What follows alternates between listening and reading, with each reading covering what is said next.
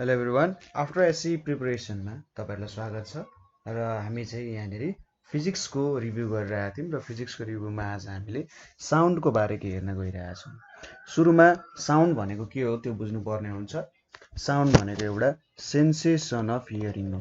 यसलाई चाहिँ sensation of hearing भनेर भन्छ। ठीक छ, सेन्सेसन अफ हियरिङ भनेर भन्छ। र जेनरली हामीले सुन्ने कुराहरू जुन हामी कानले सुन्छौं नि त्यो एउटा साउन्ड हो, त्यसको एउटा सर्टेन रेन्ज हुन्छ, त्यसलाई चाहिँ अडिबल साउन्ड भनेर भन्छ हैन। सायद त्यसको बारे अहिले हामी कुरा गर्छौं। र साउन्ड भनेको के हो त, एउटा वेभ हो। ठीक छ, साउन्ड इज अ वेभ। अब वेभ भनेको के हो त भनेर भन्दाखेरि यो एउटा वेभको डिफिनेसन गर्नुपर्दा periodic disturbance in a medium. ठीक छ, यसलाई चाहिँ एउटा पिरियोडिक डिस्टर्बेन्स भनेको के हो त, एउटा सर्टेन इन्टरभल पछि अथवा एउटा सर्टेन टाइम पछि त्यो डिस्टर्बेन्स हुने तरिका जुन छ, जुन एउटा प्याटर्न छ त्यो चाहिँ रिपिट हुन्छ भन्नु नै के हो त, पिरियोडिक डिस्टर्बेन्स हो। यहाँनेरि के हुन्छ भन्दाखेरि वेभ भनेपछि एउटा बुझ्नु पर्यो, एउटा एनर्जीको कुरा गरिरहेछ। यहाँनेरि यो मिडियमले चाहिँ के गर्छ त, जेनरली यो मिडियम भनेको इलास्टिक हुन्छ अथवा यसरी तन्क्यो भने फेरि आफ्नै ओरिजिनल पोजिसनमा आउनु इलास्टिक भयो। अब यहाँनेरि वेभ अथवा इनर्जी जब कुनै मिडियममा ट्राभल गर्छ त्यहाँको पार्टिकलहरू मोसनमा आउँछ आफ्नो मेन पोजिसनबाट र फेरि मेन पोजिसनमै फर्किने गर्छ। ठीक छ, र यसरी चाहिँ कुनै पनि वेभ ट्राभल गर्ने गर्छ। ठीक छ, तपाईहरुले साउन्डको भिडियोजहरु हाम्रो हेर्न सक्नुहुन्छ, त्यहाँनेरिबाट सबै कुराहरू बुझ्न सक्नुहुन्छ। जेनरली हामीसँग टु टाइप्स अफ वेभ्सहरु हुन्छ। ठीक छ, के हुन्छ त, टु टाइप्स अफ वेभ्सहरु हुन्छ। त्यसमा पहिलो भनेको ट्रान्सभर्स वेभ। ठीक छ, पहिलोलाई ट्रान्सभर्स वेभ भन्छ र दोस्रोलाई चाहिँ लंगिट्युडिनल वेभ भनेर भन्छ। लंगिट्युडिनल वेभ भनेर भन्छ। अब ट्रान्सभर्स वेभमा के हुन्छ भन्दा हामीले सर्टेन फिगर हेरेर बुझिहाल्छौं। सपोज यो भनेको इनर्जी ट्राभल हुने डिरेक्सन हैन, यो दुईटै वेभमा हामीले इनर्जी ट्राभल हुने डिरेक्सन चाहिँ एउटै नै लिन्छौं। ठीक छ, इनर्जी ट्राभल हुने डिरेक्सन सपोज गरौँ कि यो पनि यसको लंगिट्युडिनल वेभको पनि इनर्जी ट्राभल हुने डिरेक्सन चाहिँ यही हो भनेर। अब यहाँनेरि के हुन्छ भन्दा पार्टिकल भाइब्रेसन कसरी हुन्छ भन्ने, सपोज वेभ त हाम्रो कुन पोइन्टमा सब यहाँबाट पुग्दै यहाँ हुँदै यसरी पुग्यो अरे, यहाँनेरि के छ त, पार्टिकलहरू छ। अब ट्रान्सभर्स वेभमा जेनरली के हुन्छ भने पार्टिकलहरू चाहिँ जुन डिरेक्सनमा वेभ गएको छ त्यसको परपेन्डिकुलरमा भाइब्रेसन गर्छन्। यसरी परपेन्डिकुलरमा भाइब्रेसन गर्ने हुन्छन्। त्यही भएर यिनीहरूलाई ट्रान्सभर्स वेभ भनेर भनिन्छ। किन ट्रान्सभर्स वेभ भनियो भन्दा यसरी पार्टिकलहरू एउटा के त परपेन्डिकुलर बनाएर चाहिँ भाइब्रेट गर्छन्। परपेन्डिकुलर डिरेक्सन जुन वेभ ट्राभल गर्ने अथवा इनर्जी ट्राभल गर्ने डिरेक्सन छ त्यसको परपेन्डिकुलरमा ट्राभल गर्छन् है, त्यसैले यिनीहरूलाई ट्रान्सभर्स वेभ भन्छ। भाइब्रेसनहरू चाहिँ परपेन्डिकुलर हुन्छन्, यसरी माथि जान्छ फेरि यो पोजिसनमा आइपुग्छ हैन, यसरी ट्राभल गर्छन्। अब यो कुनैको धेरै माथि जान्छ, अब यसरी म्याक्सिमम गयो भने यसलाई ट्रफ भनेर भन्छ। यसरी मिनिमममा गएको पोजिसनलाई म्याक्सिमममा गएको पोजिसनलाई क्रेस्ट भनेर भन्छ र यसरी मिनिमममा जानु भनेको चाहिँ यसलाई ट्रफ भनेर भन्छ। ठीक छ, क्रेस्ट र ट्रफको कुरा आयो। अब अर्को चाहिँ यहाँनेरि लंगिट्युडिनल वेभ। लंगिट्युडिनल वेभमा मैले यसरी बनाएँ यहाँनेरि। अब यसमा चाहिँ के हुन्छ, यो इनर्जीको डिरेक्सन यतापट्टि छ, यो रेड लाइनले इनर्जीको डिरेक्सन दिइरहेछ। पार्टिकलहरू यो पोजिसनमा पुग्छन्, यसलाई इनर्जी ट्रान्सफर गर्छन् दोस्रो चोटि र फेरि यो के हुन्छ त, यो पार्टिकल यो पोजिसनमा आइपुग्छ, यहाँ आइपुग्छ, हेर्नुस् है त, यसरी पोजिसनमा आइपुग्छ, यसमा इनर्जी दिन्छ र फेरि यो चाहिँ आफ्नै ओरिजिनल पोजिसनमा पुग्छ। अनि यो जुन दोस्रो पार्टिकल छ, यो दोस्रो पार्टिकल पनि अगाडि जान्छ, यसरी अगाडि जान्छ र यसमा ठोकिन्छ, इनर्जी दिन्छ र फेरि यो आफ्नो ओरिजिनल पोजिसनमा, यसरी थर्डले पनि यो फोर्थसँग ठोकिन्छ, फेरि आफ्नो ओरिजिनल पोजिसनमा यसरी रिब्याक हुँदै जान्छ, यहाँनेरि आइपुग्छ, फेरि आफ्नो ओरिजिनल पोजिसनमा रिब्याक हुन्छ। यहाँबाट के देखिन्छ भने इनर्जी जुन डिरेक्सनमा ट्राभल गरिरहेछ त्यही डिरेक्सनमा चाहिँ पार्टिकलहरुको भाइब्रेसन हुन्छ। यदि पार्टिकलहरु जब यो पोजिसन छ यहाँनेरि हेर्नुस् त, यो पोजिसन जुन चाहिँ यहाँनेरि के भइरहेछ भन्दा पार्टिकलहरु एकअर्काको नजिक आइरहेछ, यसलाई कम्प्रेसन भनेर भन्छ, ठीक छ। र फेरि जब ऊ चाहिँ आफ्नो ओरिजिनल पोजिसनमा रिटर्न ब्याक हुन्छ, जस्तै यहाँनिर हाम्रो यो भनेको त ओरिजिनल पोजिसनमा रिब्याक भयो, यहाँनिर आइपुगिसक्यो नि, यहाँनिर आउनु भनेको चाहिँ रेयरफ्याक्सन भयो। कम्प्रेसन भनेको चाहिँ के भयो त, एकअर्काको एकदमै नजिक आउनु अथवा ठ्याक्कै कम्प्रेस हुनु भनेर भन्छ नि। रेयरफ्याक्सन भनेको चाहिँ फाटिनु, टाढा टाढा जानुलाई चाहिँ रेयरफ्याक्सन भन्छ। कुनै पनि लङ्गिट्युडनल वेभमा के हुन्छ त, कम्प्रेसन रेयरफ्याक्सन हुन्छ, र ट्रान्सभर्स वेभमा चाहिँ के हुन्छ त, हाम्रो क्रेस्ट र ट्रफ हुने गर्छ, ठीक छ। यो कुरा बुझ्यो। लङ्गिट्युडनल वेभलाई चाहिँ मेकानिकल वेभ भनेर पनि भन्छ, त्यो कुरा पनि तपाईँहरूले याद गर्नुहुन्छ, मेकानिकल वेभ भनेर पनि भन्छ है। अब इलास्टिक वेभ भनेर पनि भन्छ। यति कुरा त बुझ्यो। कम्प्रेसनमा पार्टिकलको डेन्सिटी हाई हुन्छ किनभने यिनीहरू कम्प्रेस भएको छन्, रेयरफ्याक्सनमा डेन्सिटी कम हुन्छ। अब हामीले त यहाँनिर टाइप्स अफ वेभ त हेऱ्यौँ। अब मिडियम अनुसार पनि, मेटेरियल मिडियम अनुसार पनि वेभलाई डिटरमाइन गर्न सकिन्छ, ठीक छ। On the basis of material medium हामीले वेभहरूलाई छुटाउन सक्छौँ। जस्तै मेटेरियल मिडियम चाहिनेलाई के भन्छ, मेकानिकल वेभ भन्छ, ठीक छ। मेकानिकल वेभ भनेको चाहिँ यसलाई needs medium for propagation, mechanical wave भनेको निड्स मिडियम फर प्रोपागेसन, यसलाई हिन्डुल गर्नको लागि चाहिँ मिडियम चाहिन्छ, ठीक छ। जस्तै यसको एक्जाम्पल भनेको के भयो त, साउन्ड वेभ भयो। एउटा पार्टिकलदेखि अर्को पार्टिकलमा इनर्जी ट्रान्सफर हुँदै जान्छ। यदि त्यहाँनिर मिडियम नहुने हो भने एउटाले अर्कोमा इनर्जी ट्रान्सफर गर्नुपर्ने छ, कसरी इनर्जी ट्रान्सफर हुन्छ होला त, हुन सक्दैन नि त। त्यसैले यसलाई चाहिँ मिडियम चाहिन्छ नै चाहिन्छ, नभए यसमा काम हुन सक्दैन। निड्स मिडियम फर प्रोपागेसन, किन मिडियम चाहिन्छ त भनेर कसैले क्वेसन सोध्यो भने यसको एन्सर भनेको चाहिँ फर भाइब्रेसन अथवा फर इनर्जी ट्राभल भनेर हो, ठीक छ। किन मिडियम चाहियो भन्दा फर इनर्जी ट्राभलको लागि, इनर्जी ट्राभल गर्नको लागि चाहिँ हामीलाई मिडियम चाहिने हुन्छ। जस्तै यसको एक्जाम्पलहरू भनेको साउन्ड वेभ्स भयो। जहाँ नै पनि साउन्ड वेभ्स, स्पेसमा तपाईँले साउन्ड वेभ्स बनाउन सक्नु हुँदैन किनभने स्पेसमा केही पनि मिडियम छैन, पार्टिकल्सहरू छैन, भाइब्रेसन हुन सक्दैन।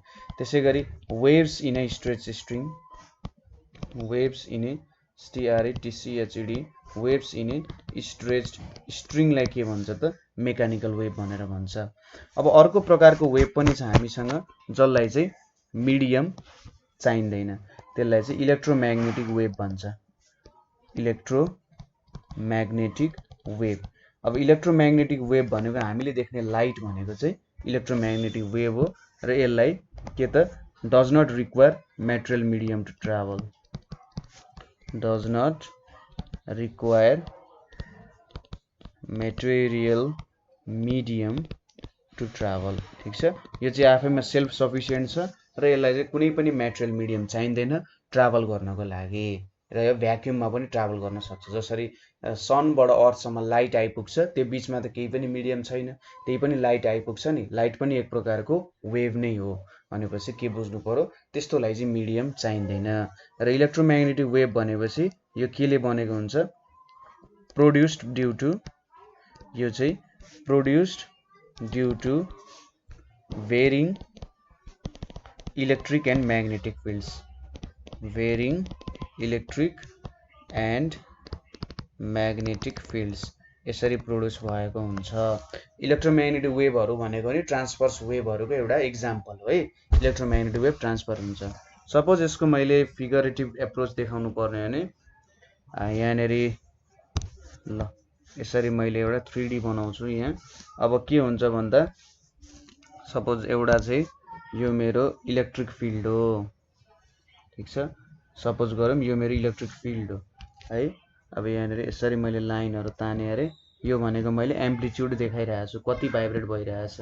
यहाँनिर इलेक्ट्रिक फिल्डमा के भाइब्रेट भइरहेछ, इलेक्ट्रिक फिल्डहरू परपेन्डिकुलर टु यो एक्सिस भाइब्रेसन भइरहेछ नि हैन, परपेन्डिकुलर टु एक्सिस। सपोज यो एक्सिसलाई मैले एक्स माने, यतापट्टि वाइ भयो, यतापट्टि जी भयो भने एक्स एक्सिससँग परपेन्डिकुलरली भाइब्रेट भइरहेछ। अब यही सँगसँगै मैले अर्को म्याग्नेटिक फिल्डको लागि बनाएँ यसरी। अब के हुन्छ भने यो भनेको यतापट्टिको हाम्रो इलेक्ट्रिक फिल्ड भयो र यो भनेको हाम्रो म्याग्नेटिक फिल्ड भयो। अब इलेक्ट्रिक फिल्ड र म्याग्नेटिक फिल्ड एकअर्कासँग के हुन्छन् त परपेन्डिकुलर हुन्छन्। ठिक छ, यसरी परपेन्डिकुलर हुन्छन्। हामीले यहाँ 2D मा त मजाले देखाउन सकेनौं, त्यही पनि यिनीहरू एकअर्कासँग परपेन्डिकुलर हुन्छन्। ठिक छ, अझ यहाँहरुको बनाए नि यसरी होला। परपेन्डिकुलरली के भइरा हुन्छन् त जेनरली परपेन्डिकुलरली भाइब्रेट भइरा हुन्छन् है, यसरी भाइब्रेसन हुन्छन्। र यहाँनेरि चाहिँ प्रोपागेसन हुन्छ। अब एक्स डिरेक्सनमा चाहिँ डिरेक्सन अफ प्रोपागेसन हो। ठिक छ, डिरेक्सन अफ प्रोपागेसन भनेको हाम्रो लाइट चाहिँ यो एक्स एक्सिस हुँदै अगाडि बगिरहेको हुन्छ। ठिक छ, र योसँग दुईटै परपेन्डिकुलर छन् हैन, इलेक्ट्रिक फिल्ड र म्याग्नेटिक फिल्ड दुईटै परपेन्डिकुलर छन्। यो यसरी ट्राभल गर्ने हुन्छ।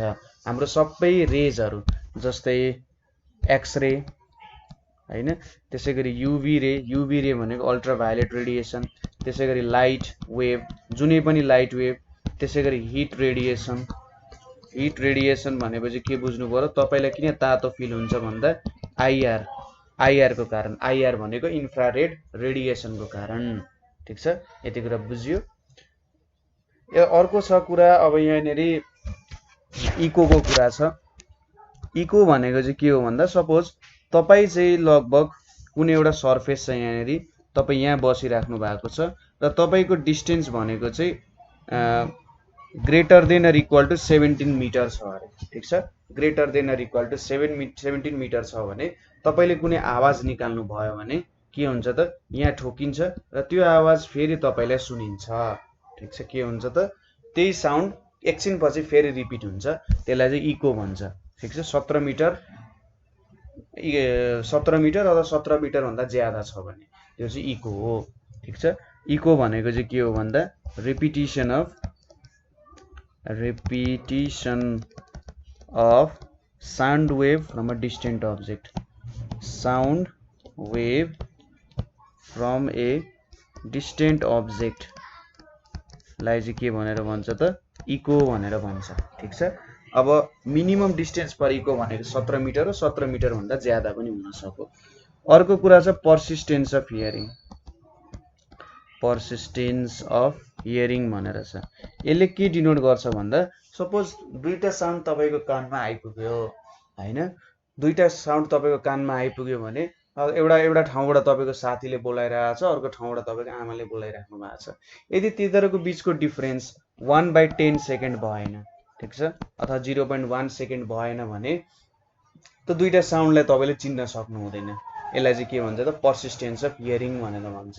ठीक छ, त्यो साउन्डलाई चिन्नको लागि 1/10 सेकेन्डको ग्याप हुनु पर्यो। ठीक छ, बुझ्नु भयो त पर्सिस्टेन्स अफ हियरिङ। आमाले बोलेको र साथीले बोलेको साउन्ड बीचको ग्याप भनेको 1/10 सेकेन्ड भएन भने तपाईले सुन्न सक्नु हुँदैन। अब इको जस्तै अर्को टर्म भनेको हाम्रो रिभरबरेसन भनेर छ, रिभरबरेसन भनेर छ।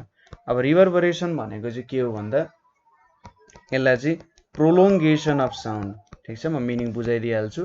प्रोलोङ्गेसन of sound due to multiple reflection, यसलाई चाहिँ prolongation of sound due to multiple reflection भन्छ। अब यो सिम्पली बुझ्न सकिन्छ, सपोज तपाईको डिस्टेन्स जुन अब्जेक्ट्सहरु छन् त्यो अब्जेक्ट्स भन्दा डिस्टेन्स चाहिँ लेस देन 17 मिटर छ अरे। लेस देन 17 मिटर हुँदाखेरि के हुन्छ भने सपोज तपाई यहाँनेरि बसिराख्नु भएको छ, यहाँ माथि यसरी अब्जेक्ट्सहरु छन्, तपाईले बोल्नुभयो भने यहाँनेरि पनि पुग्छ, यतानेरि पनि पुग्छ, यता पनि पुग्छ, यता पनि पुग्छ। अब बोलिराख्नु भएको छ भने यहाँ ठोकिन्छ, तपाईले ठोकिन्छ र तपाईतिर ब्याक आउन खोज्छ, फेरि तपाईले साउन्ड वेभ प्रोड्युस गर्नुहुन्छ, फेरि तपाईले साउन्ड वेभहरु प्रोड्युस गर्नुहुन्छ हैन, र यो साउन्ड यसरी ब्याक फर्किँदाखेरि त्यही वेभहरुसँग फेरि मिसिन जान्छ। ठीक छ, त्यही अर्को जुन आइरहेको वेभ छ त्यो चाहिँ रिफ्लेक्टेड वेभ र त्यो मिक्स हुन जान्छ र त्यसपछि तपाईले चाहिँ के सुन्नुहुन्छ प्रोलोङ्गेसन अफ साउन्ड अथवा साउन्ड चाहिँ अलि ठूलो सुन्नुहुन्छ। र तपाईले बोलेको कुरा र तपाईले जुन कुरा सपोज म भात खान्छु भनिरहेछ भने म पनि सुनिन्छ, भात पनि सुनिन्छ, सँगै खान्छु पनि सुनिन्छ, सँगै मिलेर सुनिन्छ के भन्नाले म सँगसँगै भात पनि भनिरहेछ, म पनि भनिरहेछ जस्तो सुनिन्छ। जस्तै तपाईले म भात खान्छु मात्रै भनिराख्नु हुन्छ नि, म सुरुमा सुनिन्छ, भात पछि सुनिन्छ, खान्छु पछि सुनिन्छ नि, तर अब म भात खान्छु एकैचोटी मिक्स भएर सुनिन्छ। हो त्यसलाई चाहिँ रिभरबरेसन भनेर भन्न सकिन्छ। यसमा चाहिँ डिस्टेन्स भनेको के हुनुपर्छ डिस्टेन्स भनेको चाहिँ लेस देन 17 मिटर हुनुपर्छ। कुरा बुझ्यो? अब केही फ्याक्टर्सहरू छन् साउन्डको स्पिडलाई इफेक्ट गर्ने, त्यो फ्याक्टर्सहरू हेर्नुपर्ने हुन्छ। ठिक छ? जस्तै सुरुमा एउटा मेन कुरा तपाईँले याद गर्नुपर्ने भेलोसिटी भनेको चाहिँ के हुन्छ 1.4 p बाई डेन्सिटी हुन्छ। अब p भनेको के हो प्रेसर हो। ठिक छ? p भनेको प्रेसर, रो भनेको के हो त डेन्सिटी। तपाईँ जुन मिडियममा साउन्ड फालिराख्नु भएको छ त्यसको डेन्सिटी चाहिँ रो भयो है। 1.4 इन्टु p बाई रो भयो, यसले भेलोसिटी दिन्छ। त्यसै गरी यो भयो भेलोसिटीको फर्मुला। अब भेलोसिटी अफ साउन्ड चाहिँ directly proportional root under temperature. ठिक छ? अथवा टेम्परेचर बढ्यो भने तपाईँको भेलोसिटी पनि बढ्छ। ठिक छ? यो कुरा भन्न खोज्छ। टेम्परेचर घट्यो भने भेलोसिटी पनि घट्छ। ठिक छ? अब टेम्परेचर चाहिँ हामीले जेनरली केल्भिनमा मेजर गर्छौँ।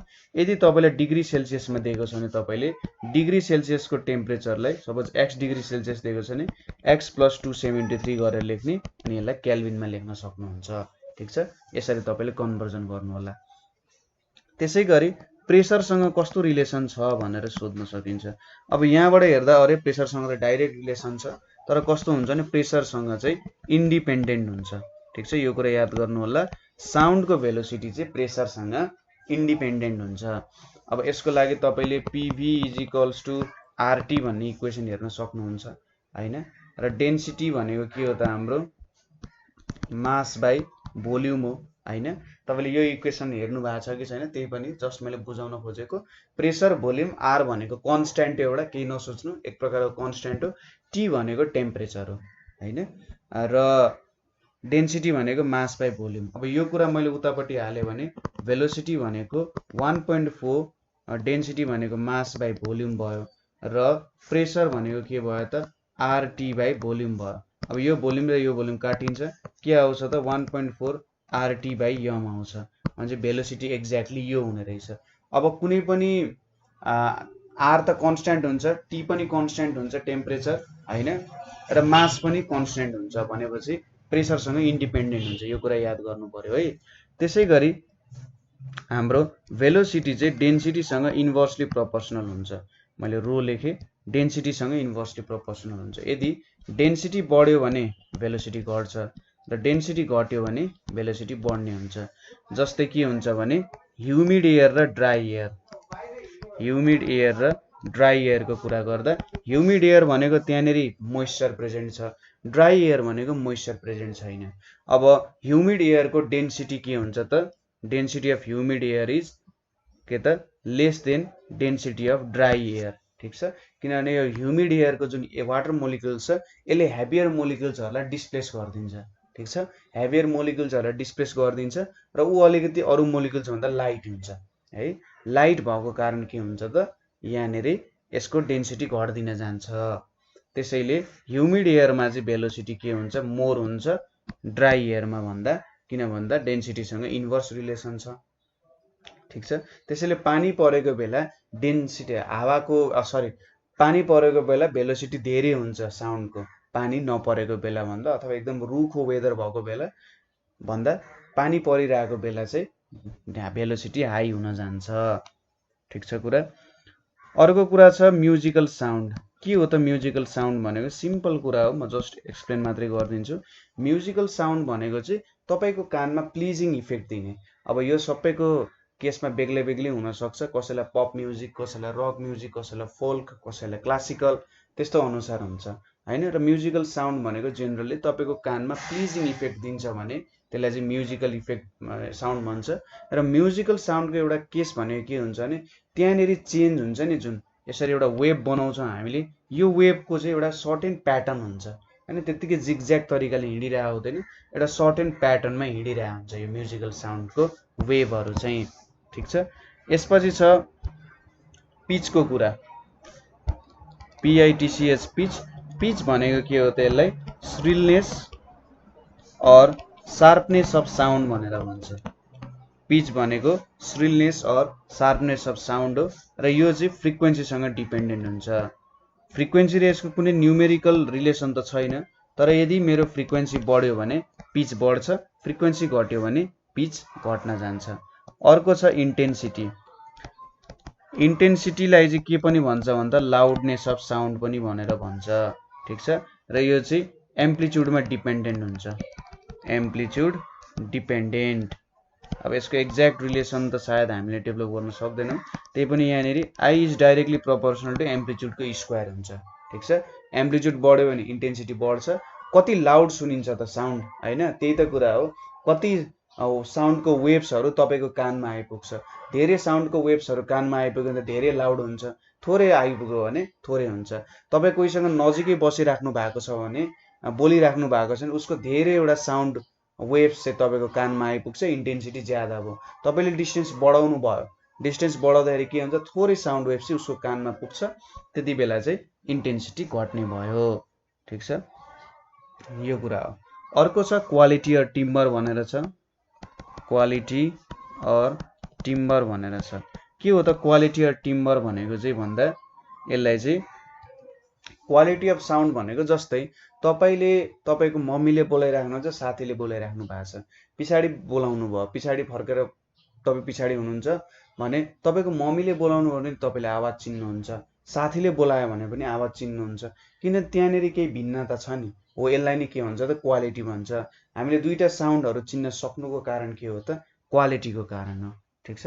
किन चिन्न सकिन्छ त भन्दा तिनीहरूको नोट्सहरू बेग्लै हुन्छ, दुईटा साउन्डको नोट्सहरू, त्यसै गरी हार्मोनिक्सहरू, ओभरटोन्सहरू चाहिँ बेग्ला बेग्लै हुन्छ, ठिक छ। दुईटा साउन्ड एउटै फ्रिक्वेन्सी जस्तो सुनिए पनि तिनीहरूको नोट्सहरू, तिनीहरूको हार्मोनिक्सहरू, तिनीहरूको ओभरटोन्सहरू कहिलेकाहीँ अब पिच एन्ड लाउडनेस पनि डिफ्रेन्ट हुन सक्छ, ठिक छ। अब लाउडनेस र पिच त सेम बनाउन सकिएला, त्यही पनि। अर्को छ हाम्रो इन्टेन्सिटीको लागि हामीले याद गर्नुपर्ने, इन्टेन्सिटीको कुरा गर्दाखेरि इन्टेन्सिटीलाई चाहिँ कति इन्टेन्स छ भन्दाखेरि हामी डेसिबलमा नाप्छौँ, ठिक छ। डिबी भनेको डेसिबल हो, डेसिबलमा चाहिँ हामी लाउडनेस चाहिँ नाप्ने काम गर्छौँ, ठिक छ। डेसिबल अथवा बिइएल बेल भन्ने युनिटमा पनि हामीले नाप्ने गर्छौँ र यसको युनिट भनेको चाहिँ वाट पर मिटर स्क्वायर हुन्छ, ठिक छ। इन्टेन्सिटीको युनिट भनेको वाट पर मिटर स्क्वायर हुन्छ, ठिक छ। अर्को टर्म छ threshold of hearing, threshold of hearing.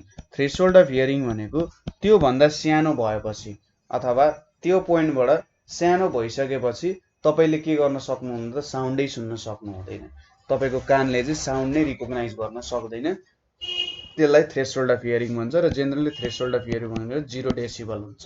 अब यसको म्याथमेटिकल ट्रिटमेन्ट हामीले यहाँ गर्न अलिकति गाह्रो छ, ठिक छ, त्यही भएर मैले तपाईँलाई टर्म्सहरू मात्र लेखिदिरहेको छु। अब यसलाई मैले वाट पर मिटर स्क्वायरमा लेख्ने हो भने थ्रेसहोल्ड अफ हियरिङ भनेको 10⁻⁻12 वाट पर मिटर स्क्वायर हुन्छ, ठिक छ। थ्रेसहोल्ड अफ हियरिङ भनेको 10⁻⁻12 वाट पर मिटर स्क्वायर हुन्छ, कुरा बुझ्यो, यति कुरा हो। अर्को छ अडिबल साउन्ड। अडिबल साउन्ड भनेको चाहिँ हाम्रो कानले रिकग्नाइज गर्न सक्ने साउन्डलाई चाहिँ अडिबल साउन्ड भन्छ। हामीले जुन हामीले जुन आवाजहरू सुन्छौँ त्यसलाई अडिबल साउन्ड भन्छ। यसको रेन्ज भनेको चाहिँ 20 हर्ट्ज टु 20 किलो हर्ट्ज हुन्छ, ठिक छ। 20 हर्ट्जदेखि 20,000 हर्ट्जसम्म हुन्छ। अर्को छ infrasonic sound, infrasonic sound. Infrasonic sound भनेको चाहिँ 1 हर्ट्ज टु 20 हर्ट्ज, ठिक छ। यो भनेको 1 हर्ट्जदेखि 20 हर्ट्ज। हाम्रो अडिबल साउन्ड भन्दा सानो रेन्जको साउन्डहरूलाई इन्फ्रासोनिक साउन्ड भन्छ। यो चाहिँ जेनरली अर्थक्वेक्सहरूले प्रोड्युस गर्छ है, यो अर्थक्वेक्सहरूको साउन्डलाई चाहिँ इन्फ्रासोनिक साउन्ड भन्छ। अर्को छ हाम्रो अल्ट्रासाउन्ड, अल्ट्रासाउन्ड। अल्ट्रासाउन्ड भनेको चाहिँ 20 किलो हर्ट्जदेखि कति हुन्छ त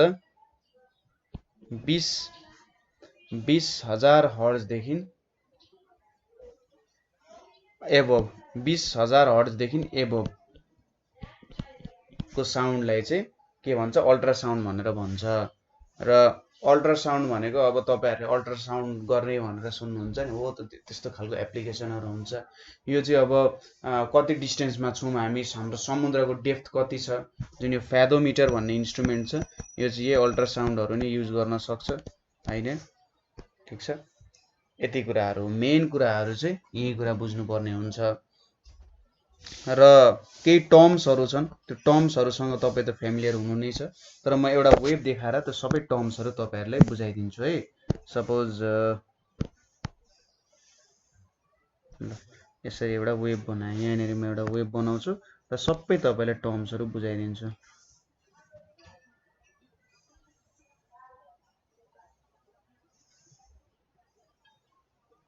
अलिकति वेभ नराम्रो भयो होला है त्यसको लागि सरी वेभ नराम्रो भयो भने त काम छैन फेरि यतैदेखि बनाउँछु है म वेभको टर्म्सहरु बुझ्न अलिकति गाह्रो हुन सक्छ यसरी वेभ जे होस् अलिकति राम्रै हुनुपर्छ यति टाइमसम्म बनायो त्यही पनि ल ठीक छ यो एउटा वेभ भयो हैन अब फ्रिक्वेन्सी अथवा सुरुमा वेभलेन्थको क्रेस्ट र ट्रफको कुरा गरौँ न ल यो भनेको यो दुईटालाई चाहिँ क्रेस्ट भन्यो म्याक्सिमम पोजिसन जुन हुन्छ अथवा पोजिटिभ एम्प्लिट्युडलाई चाहिँ के भन्छ त क्रेस्ट भनेर भन्छ यो एउटा क्रेस्ट भयो त्यसैगरी यहाँ पनि एम्प्लिट्युड आइरहेको छ यसलाई चाहिँ ट्रफ भनेर भन्छ ठीक छ यो म्याक्सिमम तलतिरको पोजिसनलाई ट्रफ भनेर भन्छ अब एम्प्लिट्युड भनेको चाहिँ मैले यसको एब्सोल्युट भ्यालु लिए अरे ठीक छ म्याक्सिमम होस् अथवा मिनिमम पोजिसन होस् त्यसको मैले म्याक्सिमम भ्यालु लिए भने अथवा लेखे भने यसलाई चाहिँ के भन्छ एम्प्लिट्युड भनेर भन्छ अब क्रेस्ट भनेको यो पोजिसन भयो ट्रफ भनेको यो पोजिसन भयो ठीक छ र एम्प्लिट्युड भनेको चाहिँ कुनै पनि भाइब्रेटिङ बडीको म्याक्सिमम अब यो पोइन्ट देखि यहाँसम्म र यो पोइन्ट देखि यहाँसम्म त इक्वल हुन्छ डिस्प्लेसमेन्ट जे होस् एउटा माथितिर गइरहेछ एउटा तलतिर त गइरहेछ तर भ्यालु त के हुन्छ सेम हुन्छ नि त हैन त्यसैले यो चाहिँ एम्प्लिट्युड भयो टाइम अब अर्को छ वेभलेन्थ कुनै दुईटा क्रेस्ट र क्रेस्ट बीचको डिस्टेन्स ठीक छ यो क्रेस्ट बीचको डिस्टेन्सलाई चाहिँ वेभलेन्थ भन्छ त्यसैगरी ट्रफ बीचको डिस्टेन्सलाई पनि वेभलेन्थ भन्न सकिन्छ अथवा ठ्याक्कै तपाईको यो पोइन्ट देखि वेभ सुरु भयो यो पोइन्ट देखि सुरु भएर फेरि यो पोजिसनमा हेर्नुस् त फेरि वेभ रिपिट हुन थाल्यो नि हैन हो यसलाई पनि के भन्न सकिन्छ त वेभलेन्थ भन्न सकिन्छ यो डिस्टेन्सलाई पनि वेभलेन्थ भन्न सकिन्छ ठ्याक्कै हाम्रो वेभ रिपिट भइरहेछ हैन यो पोइन्टबाट यो पोइन्टमा पुगेर पनि हाम्रो वेभ रिपिट भइरहेछ नि तपाईले कुनै एउटा पोइन्ट लिनु र त्यस्तै ठ्याक्कै यही पोइन्टमा लिनु भयो अब यो दुईटा पनि वेभलेन्थै भयो किनभने ठ्याक्कै एउटा पिरियोडिक पोजिसन भयो जहाँबाट हाम्रो वेभ रिपिट भइरहेको छ हैन यसलाई चाहिँ वेभलेन्थ भनेर भन्छ ठीक छ जहाँबाट हाम्रो वेभ फेरि रिपिट हुन्छ त्यसलाई चाहिँ वेभलेन्थ भनेर भन्छ अब फ्रिक्वेन्सी भनेको के हो त total number of waves in 1 second ठीक छ 1 सेकेन्डमा कतिवटा वेव्स बनाउँछ त 1 सेकेन्डमा टोटल नम्बर अफ वेव्स कतिवटा भयो भन्नेलाई फ्रिक्वेन्सी भन्छ यसलाई चाहिँ HERTZ हर्ट्जमा नापिन्छ कुरा बुझ्यो अर्को छ टाइम पिरियडलाई टी ले डिनोट गर्छ टाइम पिरियड भनेको चाहिँ के हो भन्दा एउटा भाइब्रेसन हुनको लागि अथवा एउटा कम्प्लिट वेभ बनाउनको लागि यो पोइन्ट देखि यो पोइन्टसम्म एउटा कम्प्लिट वेभ हो यो कम्प्लिट वेभ बनाउनको लागि कति टाइम लाग्छ भन्ने चाहिँ टाइम पिरियड हो ठीक छ एउटा कम्प्लिट वेभ बनाउनको लागि कति टाइम लाग्छ भन्नु टाइम पिरियड हो अब फ्रिक्वेन्सी र टाइम पिरियडको एउटा रिलेसन छ भनेपछि टी टाइममा एउटा वेभ बनिन्छ टी सेकेन्डमा एउटा वेभ बनिन्छ भने 1 सेकेन्डमा 1/t वटा वेभ बनिन्छ भनेपछि 1 सेकेन्डमा कतिवटा वेभ बन्छ भन्नु त के हो त f हो भनेपछि फ्रिक्वेन्सी भनेको चाहिँ 1/टाइम पिरियड हुन्छ ठीक छ 1 सेकेन्डमा 1/t वटा वेभ बन्छ त्यसैले फ्रिक्वेन्सी भनेको 1/टाइम पिरियड हुन जान्छ यो कुरा बुझ्नु भयो अब भेलोसिटी अफ वेभ छ वेभ भेलोसिटी भनेको फ्रिक्वेन्सी इन्टु वेभलेन्थ हुन्छ कुनै पनि साउन्ड वेभको भेलोसिटी होस् लाइट वेभको भेलोसिटी जहिले पनि फ्रिक्वेन्सी इन्टु वेभलेन्थले चाहिँ हामी निकाल्न सक्छौं कुरा बुझ्यो त्यसैगरी अब हामीलाई के थाहा छ फ्रिक्वेन्सी भनेको त 1/टाइम पिरियड हो त्यसैले भेलोसिटी भनेको चाहिँ वेभलेन्थ बाइ टाइम पिरियड भनेर पनि लेख्न सक्छौं ठीक छ यो रिलेसन पनि आउन सक्छ तपाईले कहिलेकाहीँ सोध्न सक्छ अब कहिलेकाहीँ के पनि सोध्न सक्छ नि स्टिलमा कति भेलोसिटी हुन्छ भनेर सोध्न सक्छ त्यो भनेको लगभग 5000 देखि 7000 मिटर पर सेकेन्ड हुन सक्छ वुडमा कति हुन सक्छ त भन्दा 4000 देखि 5000 मिटर पर सेकेन्ड हुन्छ अनि त्यसैगरी अल्कोहलमा जेनरली 12-10 मिटर पर सेकेन्ड हुन सक्छ एयरमा कति हुन्छ त 332 मिटर पर सेकेन्ड हुन्छ हाइड्रोजन ग्यासमा कति हुन्छ त 260 मिटर पर सेकेन्ड हुन्छ अर्को कुरा पनि तपाईले इम्पोर्टेन्ट कुरा याद गर्नु भनेको सोलिडमा सबसे धेरै भेलोसिटी हुन्छ, त्यसपछि लिक्विडमा हुन्छ, त्यसपछि ग्यासमा हुन्छ। साउन्डको भेलोसिटी सबसे ज्यादा सोलिडमा हुन्छ, त्यसपछि लिक्विडमा हुन्छ, त्यसपछि ग्यासमा हुन्छ। अब भ्याक्युममा मैले velocity of sound in vacuum लिए भने त्यो 0 हुन्छ। ठीक छ, भ्याक्युममा 0 हुन्छ किनभने त्यहाँ केही पनि भाइब्रेसन हुन सक्दैन। सो यसरी हामीले रिभ्यू गर्यौं साउन्डको कुराहरू थोरै रिभ्यू गर्यौं। यहाँनेरि मैले केही इक्वेशन्सहरू लेखे जस्तो लाग्छ, यो ह्युमिड एयर प्रेसर डेन्सिटी सम्बन्धी इक्वेशनहरू लेखेका थिए नि, यो सबै चाहिँ एयरको लागि मात्रै हो है। एयरको लागि यो इक्वेशन्सहरू फलो हुन्छ। ठीक छ, सो यो कामहरू गर्दाखेरि एयर दिएको छ भने यो इक्वेशन्सहरू युज गर्नु होला यहाँको है। र वेभलेन्थ इकोको कुराहरू हेर्यौं, इलेक्ट्रोम्याग्नेटिक वेभ्सको कुराहरू हेर्यौं, ट्रान्सभर्स वेभहरू भने के हो भन्ने कुराहरू हेर्यौं। सो यहाँनेरि केही प्रब्लम भने तपाईहरुले हामीलाई सोध्न सक्नुहुन्छ। आजको लागि यति नै। Thank you for